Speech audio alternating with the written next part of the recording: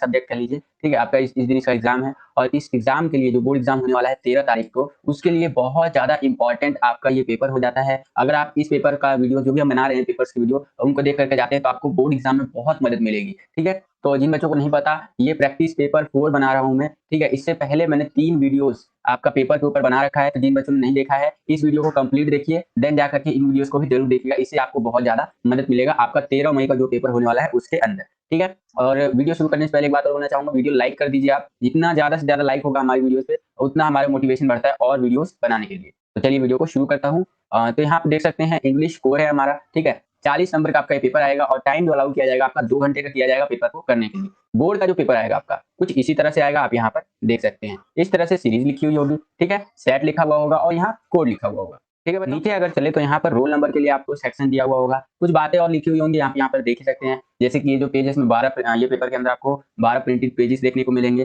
Paper के अंदर 6 question देखने को मिलेंगे। 15 मिनट का आपको एक बेसिक टाइम अलाउ किया जाएगा, ठीक है? ताकि आप पढ़ सकें पेपर को। नीचे चलते हैं तो यहाँ पर जनरल इंस्ट्रक्शन सामान्य निर्देश में बता रखा है कि पेपर के अंदर 3 सेक्शन देखने को मिलेगा। पहला होगा रीडिंग का सेक्शन, दूसरा होगा राइटिंग का सेक्शन और तीसरा होगा लिटरेचर का सेक्शन, ठीक है? ये जो पेपर है इसके अंदर अलग-अलग पार्ट में अलग-अलग जगहों पे अलग-अलग तरह से इंस्ट्रक्शन दिए हुए हैं, तो उस हिसाब से आपको पेपर अटेम्प्ट करना है, ठीक है? नीचे आ गए हम लोग, तो यहाँ पर सबसे पहला जो हमारा सेक्शन ए आता है, सेक्शन ए का पहला क्वेश्चन जो आता है, ये बोल रहा है read the passage given below and उसके बाद इसका आपको उत्तर देना है। तो ये पैसेज है, ठीक है? पैसेज याद रखिएगा तो हर बार चेंज होता है कि जैसे कि आपका सिलेबस से नहीं आएगा, ये आउट ऑफ सिलेबस रहेगा, ठीक है? हो सकता है आपके सिलेबस से भी दे दे, कुछ परसेंट रहते हैं, लेकिन ज़्यादातर चांस रहता है बाहर से आता है, जो जनरली टॉपिक्स चल रहे होते हैं, ठीक है? करंट अफेयर जो चल रहा होता है, उसके अकॉर्डिंग पैसेज आपका आता है, ठीक है? तो ये पैसेज है, इस पैसेज के अकॉर्डिंग यहाँ पर कुछ लिखा हुआ है कि on the basis of your understanding of the passage यानी अबव पैसेज आंसर यानी 8 questions from the 9 given below, यानी कि आपको 8 यहाँ पर क्वेश्चंस अटेम्प्ट करने हैं। यहाँ पर आप देख सकते हैं ये, यहाँ पर आपको 9 क्वेश्चंस यहाँ दिए हुए हैं। तो इस हिसाब से आपका एक क्वेश्चन 1 मार्क्स कैरी करता है। अगर आप 8 क्वेश्चन अच्छे से कर लेते हैं तो टोटल आपके पहले क्वेश्चन में आपका 8 नंबर जो है कंप्लीट हो जाएगा, ठीक है? यहाँ 9 है, 9 में से आपको 8 क्वेश्चंस अटेम्प्ट करने हैं। चलिए देखते हैं। 1-2 क्वेश्चन मैं आपको बता देता हूँ, जैसे पैसेज तो पूरा समझाने का कोई फायदा नहीं हो क्योंकि बदल-बदल के आएगा। अगर ये पैसेज आने वाला होता तो फायदा भी होता, ठीक है? तो एक फर्स्ट क्वेश्चन देखते हैं, पहले का ए है हमारा कि how the interpersonal roles are perform by student. कोई भी आपको वन बताना है, एनीवन, यानी कि छात्रों द्वारा जो है सो कि पारस्परिक भूमिका कैसे निभाई जाती है, ठीक है? तो इस तरह से आप यहाँ पर आंसर लिख सकते हैं। ये देखिए यहाँ पर आंसर आपका लिखा हुआ है। तो इस तरह से यहाँ बोला गया है कि एक प्रमुख नेता या फिर संपर्क अधिकारी के रूप में संपर्क अधिकारी के रूप में ये जो है सो कि पारस्परिक भूमिका निभाई जा सकती है, ठीक है? साथ ही साथ मॉनिटर बन सकता है कोई, या क्लास का जो है सो कि रिप्रेजेंटेटिव बन सकता है, ग्रुप लीडर बन सकता है। तो छात्रों द्वारा इस प्रकार से जो है सो कि एक पारस्परिक भूमिका निभाई जा सकती है। आगे चलते हैं, अगला क्वेश्चन देखते हैं। पहले का बी है कि what are the attributes of good management, यानी कि मतलब ये है अच्छे प्रबंधन के गुण क्या है, ठीक है? तो यहाँ पर आप देख ही सकते हैं बच्चों, the attributes of good management are management habits, skills, attitudes and जो है कि वैल्यूज। तो वही है अच्छे प्रबंधन के जो कह सकते हैं गुड मैनेजमेंट जो है हमारा, उसकी विशेषताएं क्या-क्या होती है कि जो उसकी आदत है वो अच्छी होगी, कौशलता होगी उसके अंदर, स्किल्स होंगी देखने को मैनेजमेंट के अंदर, उसका दृष्टिकोण अच्छा होगा, वैल्यूज अच्छी होंगी। तो इस तरह से आप यहाँ पर लिख सकते हैं। बाकी आप यहाँ पर क्वेश्चंस और देख ही सकते हैं। यहाँ पर मैं क्वेश्चन पढ़ के दिखा देता हूँ, आंसर आप देख लीजिएगा कि why is it difficult to acquire good management habit in जो है कि एडल्टहुड। तो वयस्कता यानी कि जब आप एडल्ट हो जाते हैं उसमें अच्छी प्रबंधन की आदतें हासिल करना मुश्किल क्यों हो जाता है? तो वो आपको इसका आंसर यहाँ पे आपको देखने को मिलेगा। इस तरह से आपको लिखना है। ये सारा का सारा ये जो पैसेज आप देख पा रहे हैं ना, पैसेज में ये जो पैरा दिया हुआ है 1 2 3 4 इस तरह से पैराग्राफ में आपको बता रखा है। तो इसी पैसेज में से आंसर निकाल करके आपको लिखना है और सेम टू सेम आंसर मत लिखिएगा। सीबीएसई ने बिल्कुल ही ये रूल बना दिया है कि अगर आप सेम टू सेम, मैं बता रहा हूँ आपको, ध्यान से समझिए।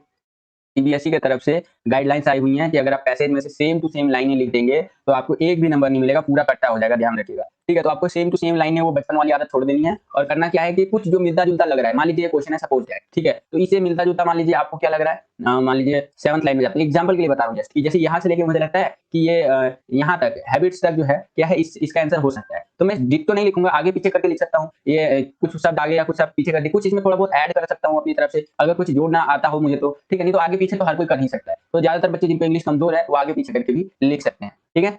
तो इस तरह से आप यहाँ पर लिख सकते हैं। उसके बाद आगे चलते हैं, अगला क्वेश्चन देखिए। यहाँ पर ये इस तरह से दिया हुआ है कि which rules according to the author are occasionally perform by students. तो इस तरह से यहाँ पर क्वेश्चन है कि लेखक के अनुसार छात्र जो है कभी-कभी कौन सी भूमिका निभाते हैं। ये इसका आंसर आप यहाँ पर देख सकते हैं बच्चों, ठीक है? उसके बाद नीचे आएंगे तो यहाँ पर एक क्वेश्चन है कि which word in the above passage means the same as regretted. जो पैरा 2 है उसके अकॉर्डिंग आपको लिखना है। इनकी जो ये उपरोक्त आपका मार्ग है, ये जो चीजें दी हुई हैं, पैसेज है, ठीक है? उसमें किस शब्द का अर्थ वही है, अफसोस, यहाँ पे जो रिग्रेटेड है। तो पैरा 2 के अकॉर्डिंग जो है आपको लिखना है। तो ये आंसर आप यहाँ पर देख सकते हैं। आगे चलते हैं, अगला क्वेश्चन देखते हैं। अगला क्वेश्चन है कि which word in the above passage means the same as officially, para 5। ठीक है, पैराग्राफ 5 में यहाँ पर इस तरह से है, तो इस तरह से आपको यहाँ पर लिखना है कि ये जो पैरा 5 है उसमें कौन से शब्द का अर्थ वही है आधिकारिक तौर पर। ठीक है, इस तरह से ऑफिशियली का मतलब होता है आधिकारिक तौर पर, तो यहाँ पर आप लिख देंगे फॉर्मली। ठीक है, इनके औपचारिक रूप से। ठीक है, तो इस तरह से आप यहाँ पर आंसर लिख सकते हैं। उसके बाद नीचे चलते हैं, तो but according to few educationist is lacking in school teaching. ठीक है, यानी कुछ शिक्षा विदों के अनुसार स्कूली शिक्षण में क्या कमी आई है वो आपको लिखना है यहाँ पर। तो इस तरह से आंसर आप यहाँ पर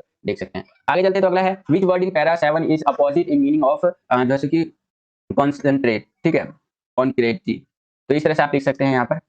आगे चलते हैं, अगला क्वेश्चन देखते हैं बच्चों। अगला क्वेश्चन इसी का है, the term used for detailed critical inspection study in para 4 is, क्या होगा आपका बच्चों यहाँ पर, यानी कि पैरा 7 में कौन सा शब्द जैसे कि सर्किट जो हमारा है इस तरह से सॉरी पैरा 4 में, माफी चाहूंगा, पैरा 4 में हमारा विस्तृत आलोचनात्मक निरीक्षण अध्ययन के लिए प्रयुक्त शब्द कौन सा है, तो सर्वे आप लिख सकते हैं। ठीक है, उसके बाद आगे हमारा सेक्शन ये हो गया। हम लोग आगे सेक्शन मतलब सेक्शन ए में ही दूसरे क्वेश्चन के अंदर इसमें पैसेज है, पैसेज पढ़ना है आपको और उसके अकॉर्डिंग आपको आंसर लिखना है। तो ये पैसेज आप अपनी स्क्रीन पर देख पा रहे होंगे बच्चों, इसके अकॉर्डिंग आपको आंसर लिखना है। देखिए, जब भी मैं बार बार बोलता हूँ, जब भी आपको फिगर दे देता है आपके लिए बहुत बड़ा प्लस पॉइंट हो जाता है आंसर्स को लिखने के लिए। अगर फिगर आ गया तो बल्ले बल्ले। ठीक है, जो दूसरा पैसेज है हमारा पहले क्वेश्चन का, ठीक है, उसमें सॉरी पहला जो हमारा सेक्शन है उसका जो दूसरा पैसेज है उसमें बोला गया है based on your understanding of the passage answer any 6 जो कि 7 में से आपको 6 क्वेश्चन के आंसर देने हैं। ठीक है, तो एक दो का मैं आपको बता देता हूँ, जैसे कि what made retailers and traders adapt the online culture. ठीक है, तो जो रिटेलर्स है और जो ट्रेडर्स है उनको मतलब क्या चीजें वो करते हैं कि वो ऑनलाइन कल्चर को अपना ले, जैसे कि किस वजह से खुदरा विक्रेता और व्यापारियों ने ऑनलाइन संस्कृति को अपनाया है। तो देखिए, in order to fulfil the gap created with the lack of physical movement during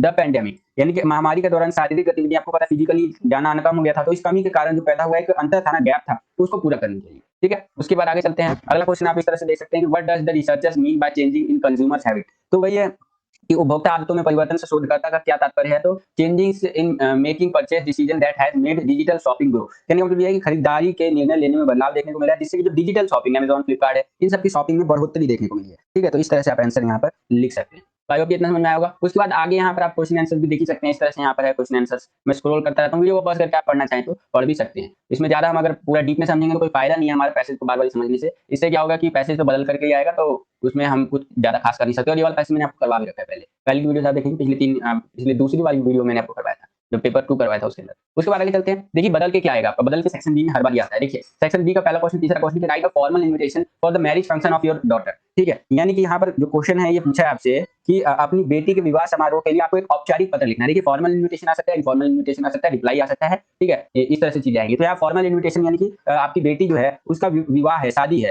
ठीक है, तो उसके लिए आपको एक निमंत्रण पत्र जो है वो बनाना है, एक तरह से यहाँ पर इन्विटेशन कार्ड बनाना है। तो आप यहाँ इस तरह से लिख सकते हैं कि mister and Mrs Madan Sharma. ठीक है, और इस तरह से यहाँ बातें लिख देंगे। फिर यहाँ देख सकते हैं डॉटर ऑफ, जिसका भी डॉटर है, विद यहाँ पर जो भी है यहाँ पर, और उसके बाद डेट लिख देंगे आप। 17 मई मैंने लिख दिया 2022, आप कोई भी डेट लिख सकते हैं। 7:30 PM पे यहाँ होने वाला रेड कारपेट, ये इस तरह से इंग्लिश में आप यहाँ पर सारी चीजें देख ही सकते हैं। ठीक है, और दिल्ली ये देख सकते हैं with best compliments from Vinod Sharma and all relatives की तरफ से, इस तरह से आप यहाँ पर चीजें देख सकते हैं। तो इस तरह से आपको क्या करना है, आपको अपनी डॉटर जो है उसके लिए यहाँ पर आपको औपचारिक निमंत्रण पत्र लिखना है। ठीक है, तो आई होप आपको समझ में आया होगा। आगे चलते हैं हम लोग आगे चौथे क्वेश्चन में। चौथे क्वेश्चन में यहाँ पर आप एक के लिए एक जॉब एप्लीकेशन है कि आप जॉब लेटर एक तरह से अपना लिखेंगे एक तरह से। और सेकंड में है कि आप जो है ASN public school Janakpuri Delhi में है, वहाँ आपका स्कूल जो है एक हेरिटेज अवेयरनेस प्रोग्राम जो है आयोजित कर रहा है। ठीक है, तो उसको लेकर के आपको चीजें करनी है कि आप जैसे कि इसको लेकर के आपको एक रिपोर्ट लिखना है। ठीक है, 120 से 150 शब्दों के अंदर। तो रिपोर्ट लिखने के लिए सेम बहुत बार मैंने आपको बताया, दूसरा वाला जो वीडियो बनाया था उसमें काफी सिमिलर है ये पेपर। ठीक है, आपको अपना नाम लिखना है जो दिया हुआ है, बाय श्वेता या जो शिवम जो भी नाम है, डेट लिख देना है, देन उसके बाद शुरू कर देना है आपको अपना रिपोर्ट।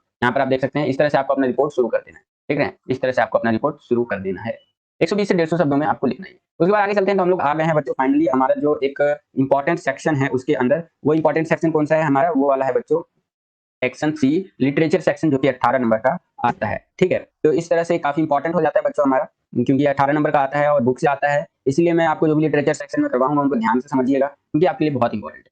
ठीक है, तो देखिए यहाँ पर सेक्शन सी का पहला क्वेश्चन है, 5वां क्वेश्चन, अटेम्प्ट एनी 5 जो है of the 6 questions given below with in 40 words each, 5 into 2 10 marks. ठीक है, यानी कि आपको कितने क्वेश्चन अटेम्प्ट करने हैं, ध्यान से समझिए, 5 क्वेश्चन अटेम्प्ट करने हैं। कितने क्वेश्चन पर अटेम्प्ट करने हैं, 5 करने हैं। 6 क्वेश्चन आपको दिए हुए हैं, एक क्वेश्चन 2 नंबर का है, और अगर आप टोटल 5 क्वेश्चन अच्छे से अटेम्प्ट करेंगे तो टोटल आपको मिलेंगे 10 नंबर। एक क्वेश्चन 2 नंबर का है, तो 2 नंबर के लिए आपकी जो शब्दों की सीमा रखी गई है वो 40 रखी गई है, यानी कि अगर आपको 2 नंबर के लायक लिखना है तो 40 वर्ड जो है इसके अंदर आपको लिखना है, इससे ऊपर आपको नहीं जाना है। शब्दों की सीमा का आपको विशेष ध्यान रखना है, क्योंकि ये आपका, अगर आप उतने ही शब्दों में लिखेंगे और एक्यूरेट लिखेंगे तो आपका टाइम बचेगा, और पेपर के अंदर जो टाइम है, time is equal to money. क्योंकि टाइम बहुत कीमती है और ये पेपर्स में तो टाइम और भी कीमती है, क्योंकि बोर्ड एग्जाम हो रहा है आपका, वो बोर्ड एग्जाम हो रहा है 2 घंटे का। कितने घंटे का? तो 2 घंटे में आपको क्या करना है बच्चों, अच्छे से आपका पेपर करना है, तो इसलिए टाइम बचा के चलिएगा, ठीक है।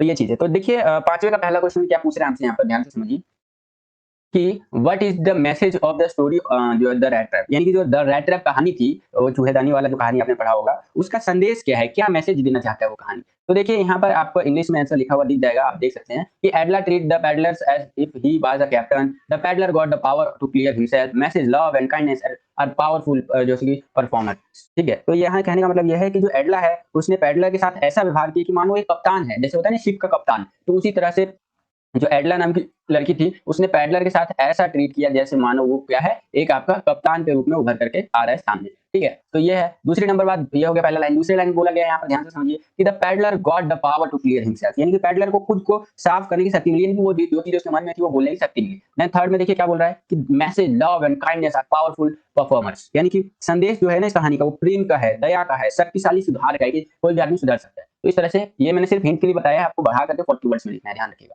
आगे चलते हैं, अगला है क्वेश्चन कि how did synthetic Indigo become a problem for poor जैसे कि पीसेंट्स। ठीक है, पीसेंट्स। और यहाँ पे एक चीज और ऐड कर दूं बच्चों, मेरी जो इंग्लिश है, ठीक है, वो वीक है बच्चों। ठीक है, इंग्लिश मेरी वीक है, लेकिन मैं आपको अपना 100% दूंगा, अपना जितना भी मुझे पता है उसके बारे में। मैंने पहले भी बताया कि जो मैंने बोर्ड एग्जाम दिया था उसमें 100 में से मेरे 65 नंबर आए थे, और पॉलिटिकल साइंस की अगर हम बात करें तो 100 में से 95 मार्क्स जो है मेरे आए थे पॉलिटिकल साइंस में। तो इंग्लिश के लिए फिर भी मैंने इतने सालों में काफी सुधार करने का प्रयास किया है, और आपके लिए रोज कोशिश करता हूँ कि कुछ ना कुछ इंप्रूवमेंट करूँ अपने अंदर। ठीक है, इंप्रूवमेंट करूंगा तो आपके लिए बेटर है। ठीक है, तो आपको मैं जितने भी पेपर करवा रहा हूँ उसमें अपने 100% देने का प्रयास कर रहा हूँ, और थोड़ा बहुत अगर मिस्टेक हो जाता है तो उसको आप अपनी तरफ से सॉल्व कर लीजिए और अपना दिमाग लगा के उस चीज को ठीक कर लीजिए। ये मत कमेंट क्या कीजिए बच्चों कि सर आपकी इंग्लिश जो है कमजोर है, बस ये कर दीजिए कि सर आप बेटर परफॉर्म कर रहे हैं, इससे हमारा भी मोटिवेशन बढ़ता है। और मोटिवेशन की बात रही तो वीडियो लाइक भी कर दीजिए, लाइक करने से हमारा मोटिवेशन और बढ़ता है। ठीक है, तो चलिए आगे चलते हैं।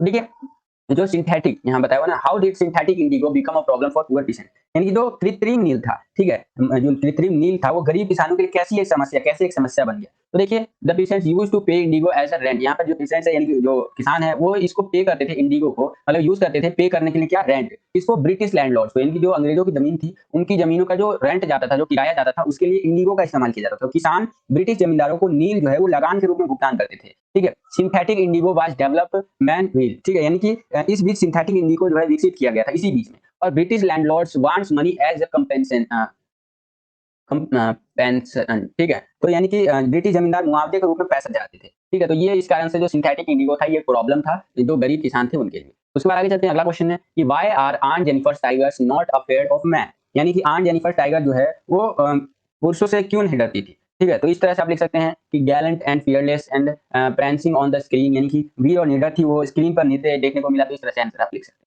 उसके बाद अगला है चौथा कि what image does the poet use to describe continuity in beauty bounty on the earth, sorry of the earth. Answer है इसका एवरलास्टिंग। ठीक है, एवरलास्टिंग मतलब हमेशा के लिए चलते रहता है ये चीज। ठीक है, जो सभी leaves an indelible print on our mind, यानी कि ये एक ऐसा छाप छोड़ जाता है जो कि कभी मिट नहीं सकता है। Like fountain of immortal drink, यानी कि अमर जो पेय होता है ना, एक तरह से जो हमारा कह सकते हैं अमृत होता है ना, उसके समान फव्वारे की तरह है ये। ठीक है, तो इस तरह से आप लिख सकते हैं। उसके बाद अगला क्वेश्चन है पांचवा कि if you were given a chance to choose an end of the story on the face of it what would be that, यानी कि यदि आपको on the face of it कहानी के लिए एक अंत चुनने का मौका दिया जाए तो वह क्या होगा। तो देखिए वो क्या होगा, आप यहाँ पे देख सकते हैं happy and of the story, यानी कि कहानी का एक सुखद अंत चाहेंगे भाई, कोई भी चाहता है। ठीक है, और उसके बाद है daddy saved mister lamb to his handicap, यानी कि जो डेडी था उसने श्रीमान लैम्ब को उसकी अपंगता से बचाया था। बोथ बिकम गुड फ्रेंड्स, यानी कि दोनों अच्छे दोस्त बन जाते हैं। तो इस तरह से आप लिख सकते हैं। उसके बाद आगे चलते हैं, अगला है कि what was the new phase that Jack referred to with respected to Jo. Answer है इसका, यानी कि वह नया चरण क्या था जिसने जैक के संबंध में संदर्भित किया। आंसर है was no longer a positive, जैसे कि पॉजिटिव पैसिव लिसनर बिकम, इस तरह से। ठीक है, ask questions, cross check fact from mother और फादर। ठीक है, और इस तरह से आप यहाँ पर देख सकते हैं। निष्क्रिय श्रोता नहीं रहा और जिज्ञासु बन गया, पूछे गए प्रश्न माता या पिता से क्रॉस चेक के लिए जैसे कि किए गए तथ्य जोर देकर कहा कि इस अंक की कहानी एक सुखद अंत पर समाप्त हुई है। ठीक है, तो इस तरह से आंसर आप लिख सकते हैं। उसके बाद हम लोग आ गए बच्चों आपका छठे क्वेश्चन के अंदर। तो छठा क्वेश्चन आप यहाँ पर देख सकते हैं, यहाँ पर बोला गया answer any two of the following in about 120 to 150 words. ठीक है, यानी दो क्वेश्चन का आंसर आपको देना है। यहाँ पर 4 नंबर के दो क्वेश्चन, टोटल 8 नंबर का ये आपका जो क्वेश्चन है। ठीक है, तो ये मैंने आपको पहले भी करा रखा है। सेकंड वाला वीडियो देखेंगे आप पेपर का, तो उसके अंदर आपको देखने को मिल जाएगा। Give evidence from the story the red trap is bring out the differences in the character of iron man, sorry iron master and his daughter. यानी आयरन मास्टर जो था और उसकी जो बेटी थी उसके बीच में क्या अंतर था, तो the story of the red trap के हिसाब से आपको बताना है। तो वही है, आयरन मास्टर और उसकी बेटी के चरित्र में जो है अंतर लाना है आपको, और जो कहानी आपका जो है रेड ट्रैप के अकॉर्डिंग। तो यहाँ पर आप देख सकते हैं, मैं पहले ही बता रखा है कि आयरन मास्टर और उसकी बेटी बिल्कुल ही अलग थे। ठीक है, आयरन मास्टर जो था ना वो एक स्वाभिमानी पुरुष था, ठीक है, लेकिन उसकी बेटी जो थी वो दयालु थी, पेडलर की मदद करनी चाहती थी। तो इस तरह से आप यहाँ पर आंसर्स देख ही सकते हैं। ठीक है, यहाँ पर आंसर्स आपको सारे देखने को मिल जाएंगे। दूसरा वाला वीडियो भी आप देखेंगे तो उसके अंदर अच्छे से एक्सप्लेन मैंने कर रखा है। उस पर अगला है reflecting on the story what did you feel about Evans having the last laugh. यानी कि कहानी पर विचार करते हुए इवांस की आखिरी हंसी के बारे में आप आपने क्या महसूस किया। तो देखिए यहाँ पर लिख सकते हैं governor reach the hotel Evans surrender, यानी कि गवर्नर होटल पहुंचे और इवांस ने सरेंडर कर दिया। इवांस ने जो है सो की अपनी योजना का खुलासा किया। सुरक्षा व्यवस्था के बावजूद प्रश्न पत्र से संकेत देखने को मिले। ठीक है, और इस तरह से मैकलेरी जर्मन शिक्षक और दोस्तों की भूमिका देखने को मिली। चौथी बार भी वो भागे। ठीक है, और अंतिम जीत थी वो जो थी ना, उसी को लास्ट लाफ आप कह सकते हैं, आखिरी हंसी कह सकते हैं। यहाँ पर आप देख ही सकते हैं, ये रहा। ठीक है, तो कितना समझ में आया होगा आपको। आगे है अगला क्वेश्चन कि how does beauty lead to a sleep full of sweet dreams and how does such a sleep help us. यानी कि सुंदरता किस प्रकार मीठे सपनों से भरी नींद की ओर ले जाती है, और ऐसी नींद किस प्रकार हमारी मदद करती है। ठीक है, तो यहाँ पर बहुत अच्छा क्वेश्चन है आपका ये, जो सुंदरता है